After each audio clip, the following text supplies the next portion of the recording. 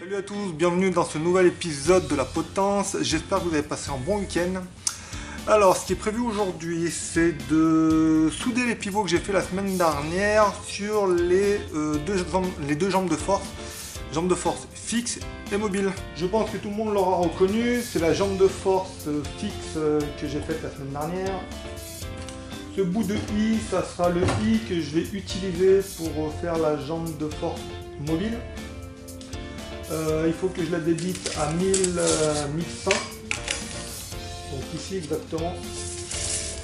Le seul petit inconvénient de ce I, c'est qu'il est légèrement tordu. Il va falloir que je le redresse à la presse d'atelier.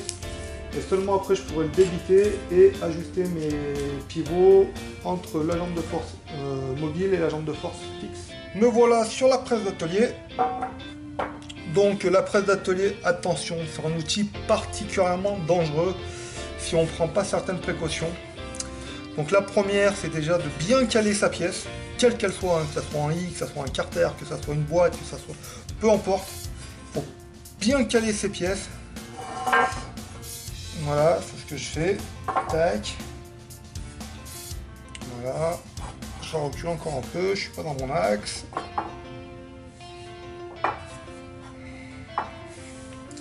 Voilà, la pièce là elle est bancale, donc il faut faire attention qu'elle ne le soit plus.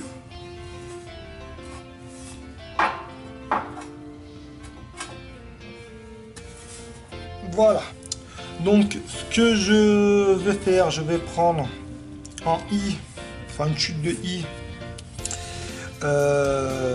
qui est déjà, enfin c'est une chute tout simplement, donc avec une fine lame au milieu, donc je vais certainement pas m'amuser à la prendre ni de ce côté ni de celui-là, mais bien au milieu pour bien pousser dans l'axe, comme ceci.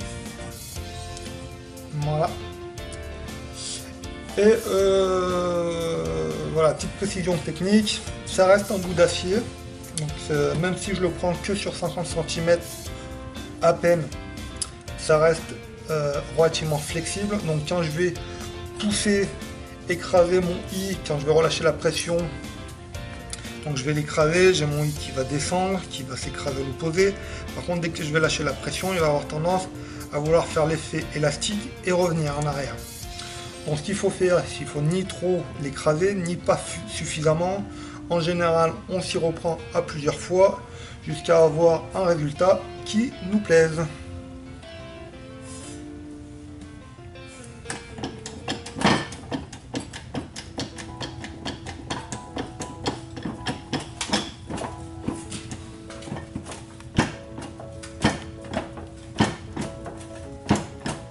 Voilà.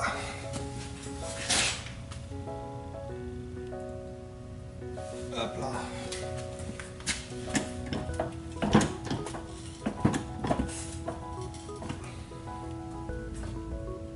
Je relâche la pression. Voilà, je vais jeter un coup d'œil. Il en manque encore.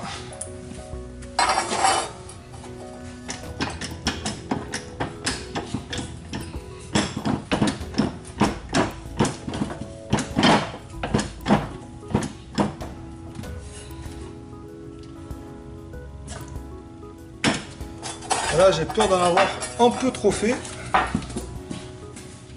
Ouais, c'est le cas, j'en ai trop fait, donc il faut retourner la pièce.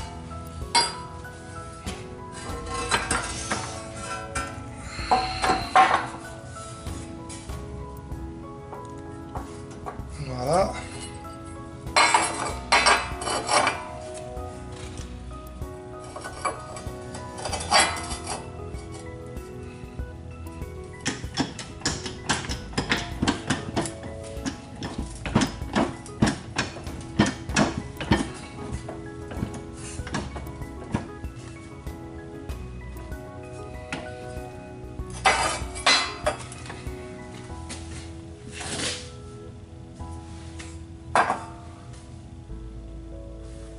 Apparemment,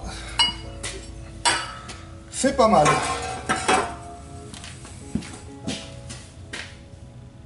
Voilà, c'est même parfait.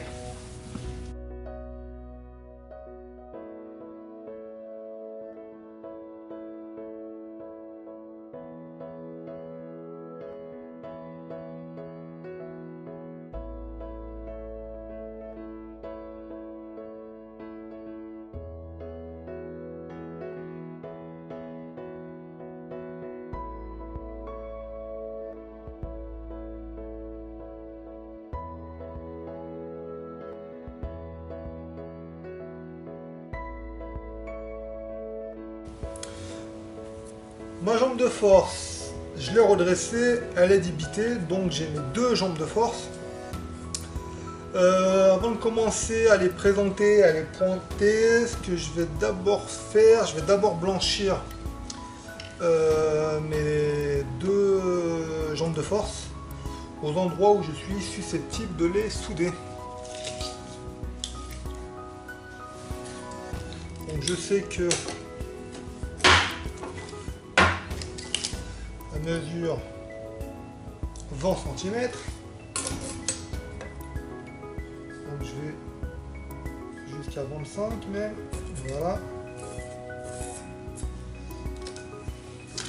Là je sais que je vais dépasser mon pivot. Donc en bon 50. Voilà, jusqu'à 200. Voilà.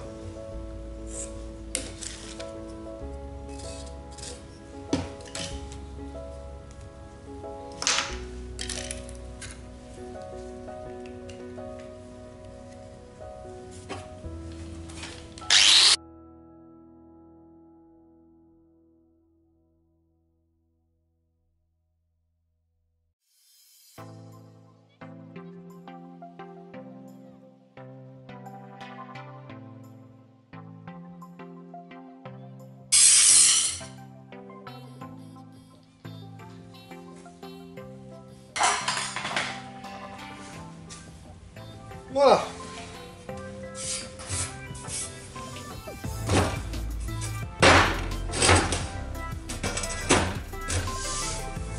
Mes deux jambes de force sont blanchies. Donc ce que je vais pouvoir commencer à faire, c'est le traçage pour pouvoir présenter mes deux pivots.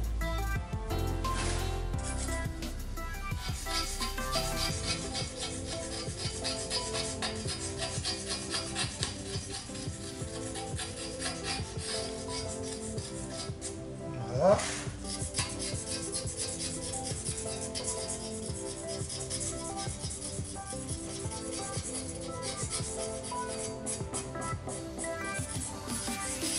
Voilà, le marqueur il sert uniquement à voir plus facilement ce que je vais tracer. Parce qu'une rayure blanche sur une ferraille blanche, c'est pas évident à voir. Donc mes fer plats que j'ai soudés sur les pivots, je sais que c'est du 30 par 10, donc 30. Normalement, ça fait 55 de large, mais 2, donc je vais les mettre à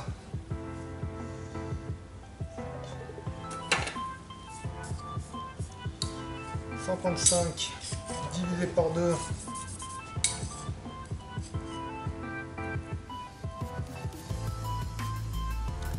27,5. Voilà.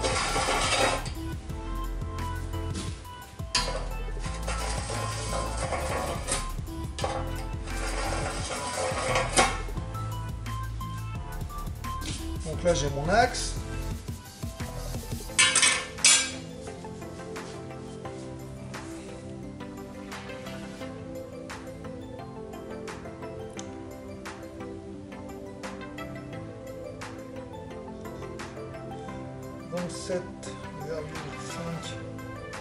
Moins 15.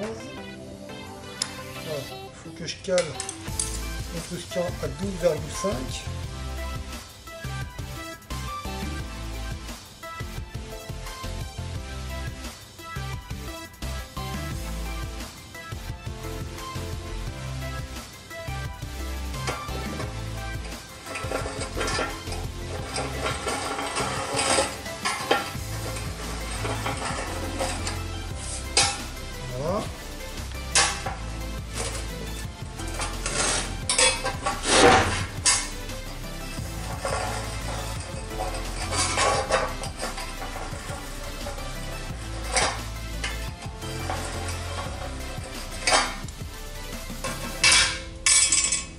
Et là, normalement, je devrais être au milieu quand je présente ma pièce. Et c'est le cas. Alors après, je vais faire un autre traçage. Qui est là. Qui est celui-là. Et celui-là, je vais le tracer avant du bord. Donc ça sera le bas de mon pivot du bas.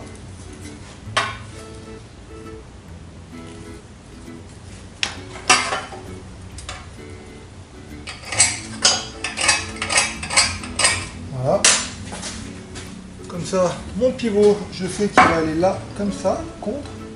Voilà, j'ai ma hauteur.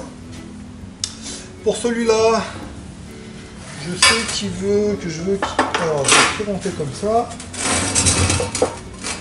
Voilà, tac. Et lui, je sais qu'il veut que je morde à peine. Voilà, donc de là, ouais, voilà.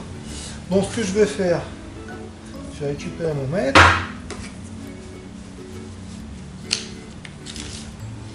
Je vais tracer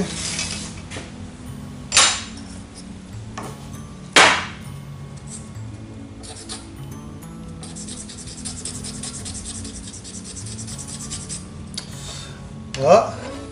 Donc là, j'ai 1100. Je veux que mon pivot fixe soit 10 en dessous de la fente de ma jambe mobile. Donc 1100. Comme je sais qu'ils font 40, 1100 plus 30, 1130. Voilà, comme ça.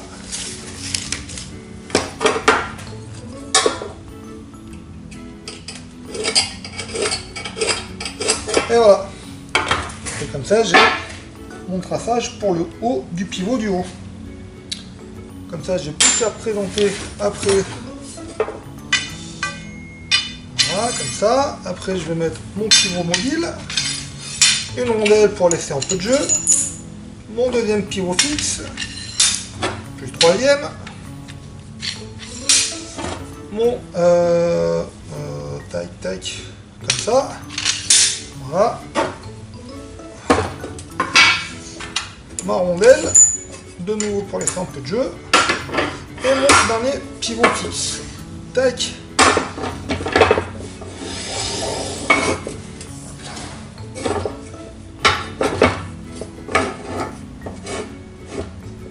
Voilà.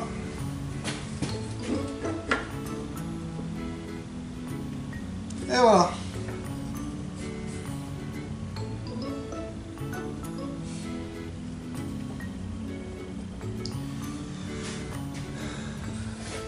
Comme ça, les deux séries de pivots sont calées.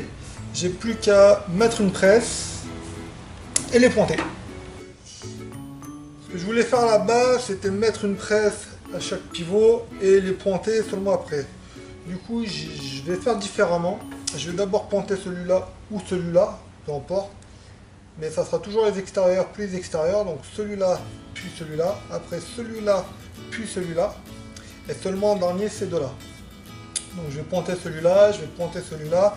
Après, je vais vérifier si mon rond de vent tourne librement dans le pivot. S'il tourne librement, je laisse comme ça. Si ça ne tourne pas librement, j'ajouterai, je mettrai un coup de marteau pour pouvoir l'orienter correctement et que ça puisse tourner librement. Pareil, la même opération sur ces deux-là. Et après, la même opération sur la jambe mobile avec les deux pivots mobiles. Voilà.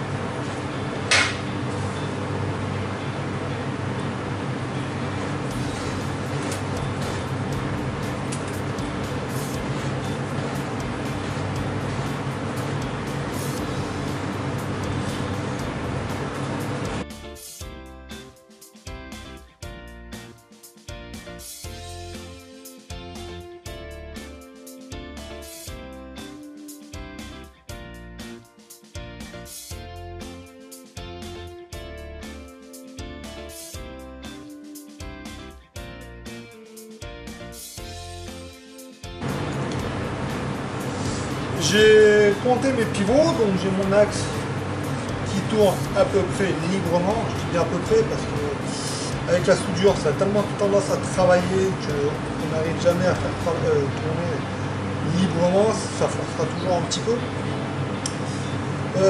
Donc là, je vais pouvoir souder tous mes petits pivots en sachant qu'une fois que je les ai soudés, ça risque de coincer beaucoup plus pour ressortir la barre, mais normalement elle devrait ressortir.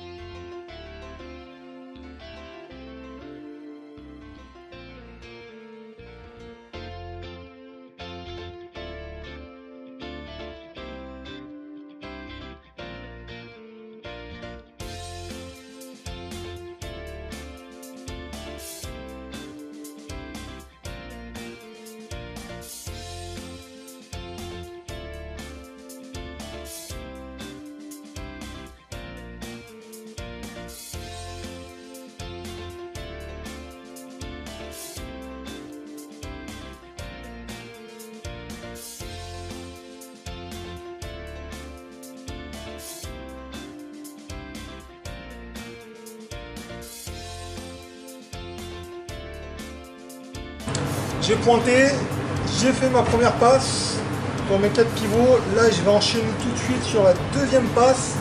Mais la différence près, c'est que ce week-end, j'ai eu le temps d'aller faire des courses. Donc j'ai de la baguette, j'ai un paquet de baguettes en 2,5, un paquet de baguettes 9 en 3,2. Donc la deuxième passe, je la ferai, je vais le faire avec un diamètre de baguette en 3,2.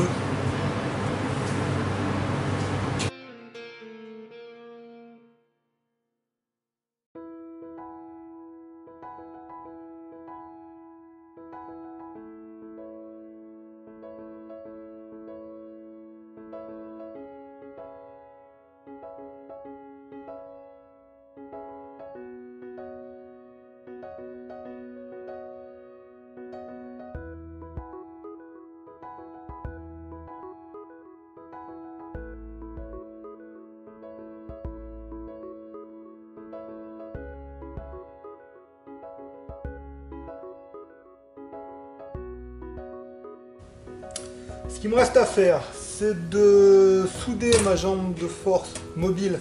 Je vais mettre 2 pivots mobiles. Donc avant, je vais commencer par le tracer.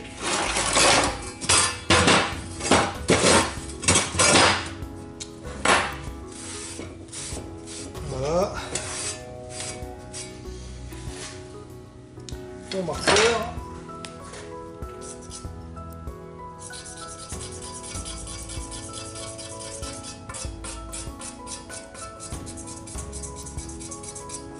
Voilà.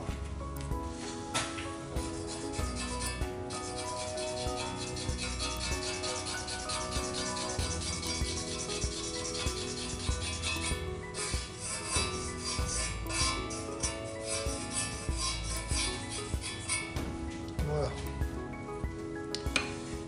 Je sais que j'ai mis le bord de mon pivot à 20 du bord du i et que mon pivot fait 40. Donc 40 plus 20, 60.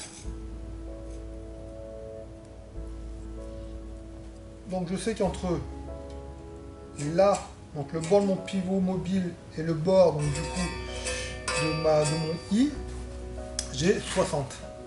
Donc je trace à 60.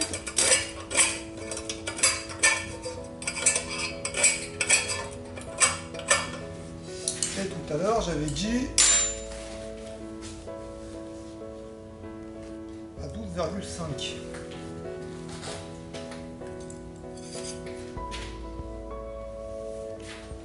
Mon marqueur que j'ai perdu.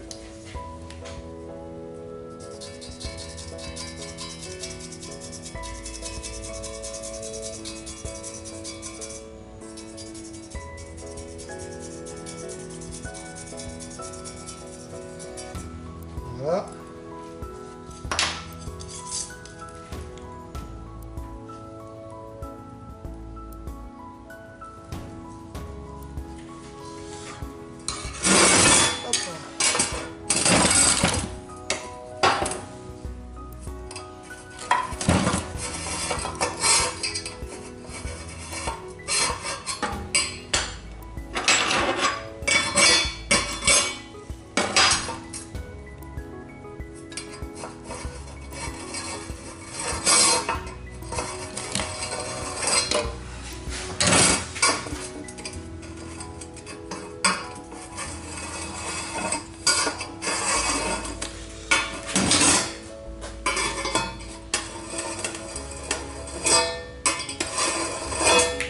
Voilà.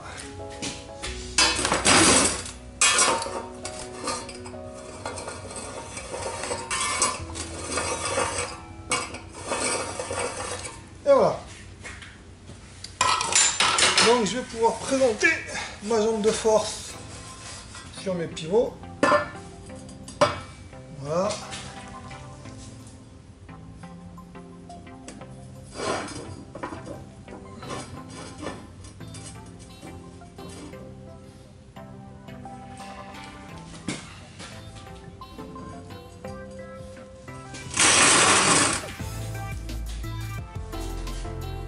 Presse.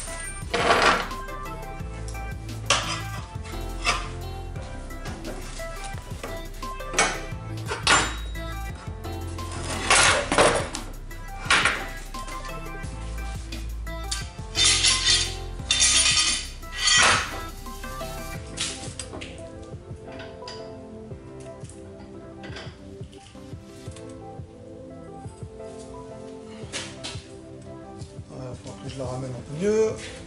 La deuxième presse.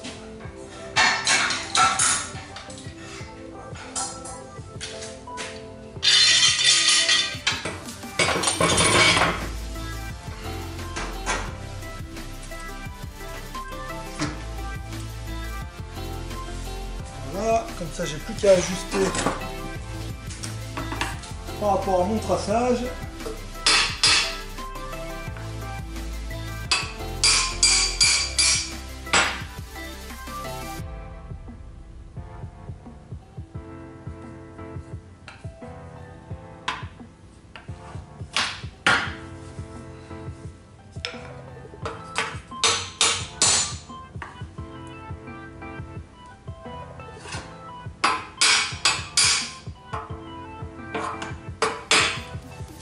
Voilà, une.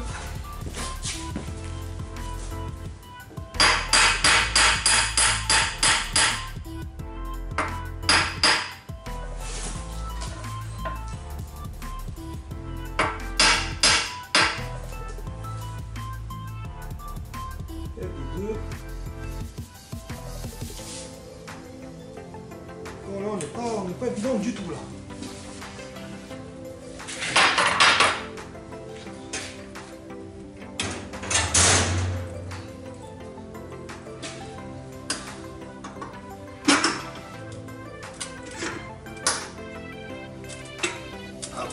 Voilà. Donc pareil, je repointe.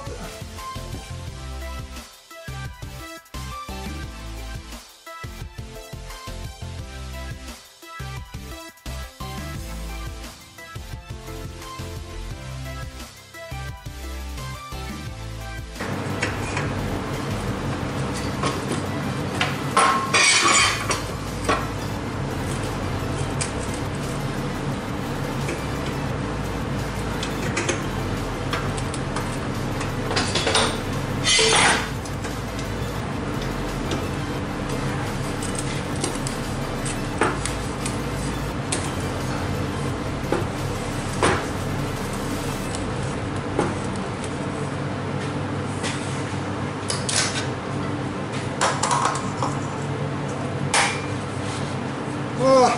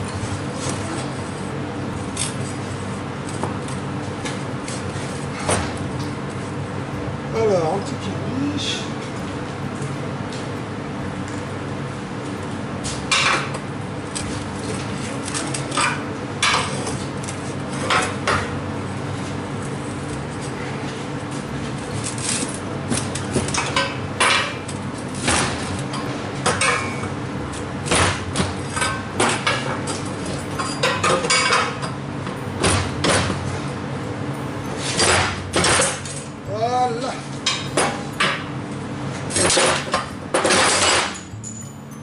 Voilà.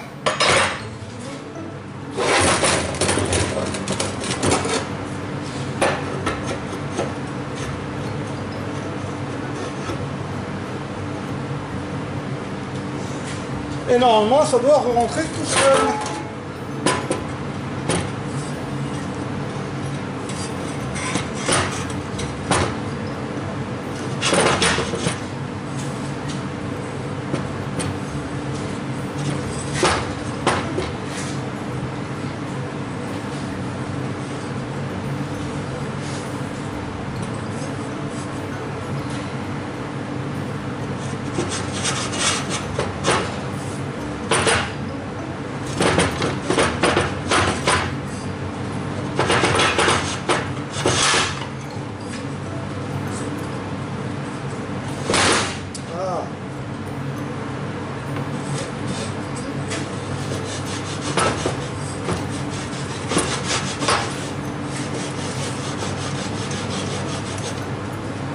Et voilà. Voilà. Donc ce qu'il me reste à faire, il n'y a plus qu'à souder mes deux pivots mobiles. C'est exactement la même procédure que pour le reste. Donc je fais ça et je te montre le résultat après à la fin.